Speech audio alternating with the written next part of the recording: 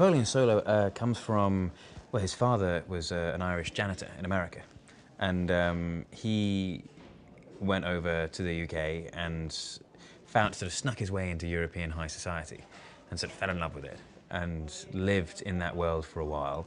And then he got into the black market and he was dealing antiques in the black market, and he became very, very good at it. And so good, in fact, that no one could catch him. And he sort of took pride in the fact that he was this master of evasion. And the CIA desperately tried to catch him, and eventually was given up by a jealous mistress. And the CIA, not the CIA, the police, or Interpol, so whatever, international police force. And the CIA then jumped in and said, instead of going to jail, how about you work for us? Because you're clearly good at what you do. And it wasn't much of a question, it was more of an ultimatum. And so he was forced to do this, and this is how he ends up working for the CIA, very reluctantly. But for him, it's certainly better than being in jail, because it means he can still skim money off the top and wear nice suits and wear nice shoes and ties and stuff.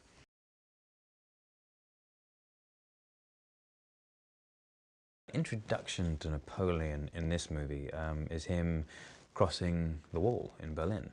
And as he crosses the wall, he's on a mission to go collect this one girl who's the niece of, or sorry, the daughter of this fantastically sort of talented rocket scientist, a nuclear scientist.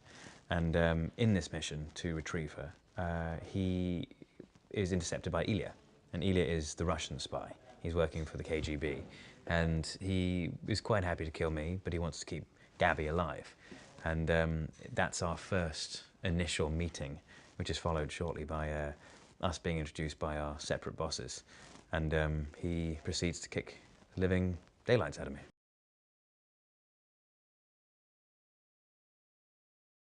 We end up meeting these two wonderful characters in Alexander Vinciguerra and Victoria Vinciguerra, played by Luca Calvani and Elizabeth Debicki.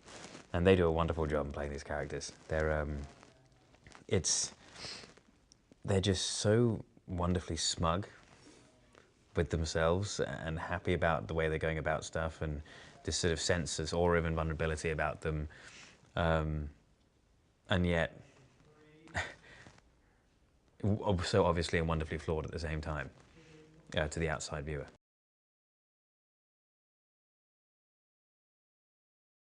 Guy Ritchie, essentially. He makes fantastic movies, and he's very unique in his movie making. And the story is very cool, as you say. Sort of, it's got that Cold War genre, which is always interesting to watch. And this was a fairly fresh take on it.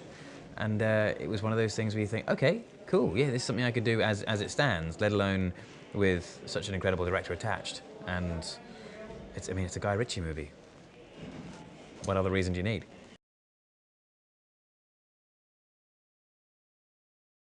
We did some swimming stuff, did some driving stuff. Good old Army's very handy on a motorbike, and was launching himself out a window yesterday. We're both physical people, so we enjoy to do it, but the stunt boys did a lot.